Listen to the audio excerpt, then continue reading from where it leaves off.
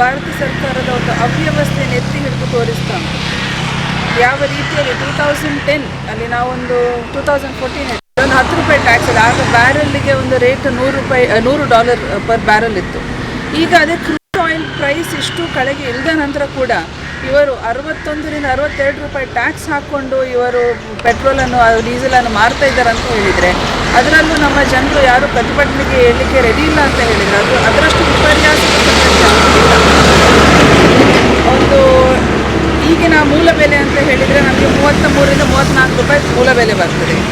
ಅದರಲ್ಲಿ central tax ₹34 ಹಾಕ್ತಾರೆ, state tax ₹28 state tax ಹಾಕ್ತಾ ಇದ್ದಾರೆ. ಹಾಗಾದರೆ ಮೂಲ ಬೆಲೆಯ ಎಷ್ಟು ಪಟ್ಟು ಜಾಸ್ತಿ ನಾವು ಬರೀ ಟ್ಯಾಕ್ಸನ್ನು ಕಟ್ಟಿಕೊಂಡು ನಾವಿವತ್ತು ದಿನ ದುಡ್ಬೇಕಾಗಿದೆ. ಡೈಲಿ ವೇಜಸ್ ಇಟ್ಕೊಂಡು ನಾನು ಈಗಾಗಲೇ ಹೇಳಿದ ಹಾಗೆ ಡೈಲಿ ವೇಜಸ್ ಝೊಮ್ಯಾಟೋವರನ್ನೇ ತಗೊಳ್ಳಿ, ದಿನಾಲೂ ಗಾಡಿ ತೆಗೆಯುವಂಥ ಪರಿಸ್ಥಿತಿ, ಕೆಲಸ ಮಾಡದೆ ಅವರಿಗೆ ಮನೇಲಿ ಕೂತ್ಕೊಳ್ಳುವ ಪರಿಸ್ಥಿತಿ ಇಲ್ಲ. ಅಂಥದ್ರಲ್ಲಿ ಅವರು ದಿನಾಲೂ ಅಷ್ಟೊಂದು ಪೆಟ್ರೋಲ್ ಹಾಕಿಕೊಂಡು ಡೀಸೆಲ್ ಹಾಕಿಕೊಂಡು ಖರ್ಚು ಮಾಡಿಕೊಂಡಿದ್ರೆ ಅವರ ಮನೆ ನಡೆಸೋದು ಹೇಗೆ?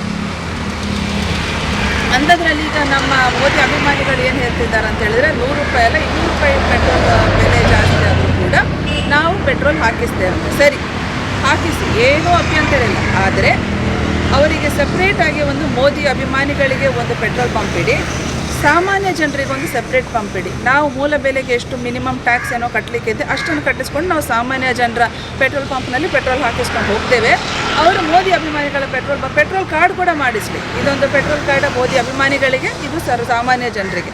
ಅಷ್ಟನ್ನು ಮಾಡಿಸ್ಕೊಂಡು ಆ ID ಕಾರ್ಡ್, ಆಧಾರ್ ಕಾರ್ಡ್ ಇದ್ದ ಹಾಗೆ ಆ ID ಕಾರ್ಡನ್ನು ತೋರಿಸ್ಕೊಂಡು ಪೆಟ್ರೋಲ್ ಹಾಕಬೇಕು. ಇವರು ಎಷ್ಟು ಜನ ಅಂಥ ಹಂತದಲ್ಲಿ ಪೆಟ್ರೋಲ್ ಹೇಗೆ ಹಾಕಿಸ್ತಾರಂತ ನೋಡಬೇಕು ನನಗೆ.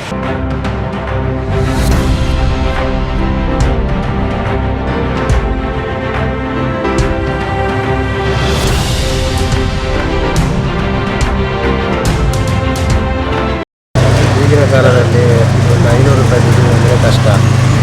ಒಂದು ಬೈಕನ್ನು ಮಂಗಳೂರಿಂದ ನಾವೊಂದು ಯಾವುದಾದ್ರೂ ಪರ್ಚೇಸ್ಗೆ ಹೋಗಬೇಕಾದ್ರೆ ₹200-300 ಡೀಸೆಲ್ ಹಾಕ್ಕೊಂಡು ಅಲ್ಲ ಪೆಟ್ರೋಲ್ ಹಾಕ್ಕೊಂಡು ಹೋಗಬೇಕು. ಪಾಪದವರಿಗೆ ಇದರಲ್ಲಿ ಕಷ್ಟ ಸಾಧ್ಯ. ಆದ್ದರಿಂದ ಸರ್ಕಾರ ಈ ಕೂಡಲೇ ಕ್ರಮ ಕೈಗೊಂಡು ಕಮ್ಮಿ ಮಾಡಬೇಕಾಗಿ ನಮ್ಮ ಕಷ್ಟಕ್ಕೆ ನಾವು ಹಾಕಲೇಬೇಕು. ಆದರೆ ಸರ್ಕಾರ ಈ ನಮ್ಮ ಕಷ್ಟವನ್ನು ನೋಡಿ ಅದನ್ನು ಕಮ್ಮಿ ಮಾಡಬೇಕಂತ ಸಂಬಂಧದಲ್ಲಿ ಸರ್ಕಾರ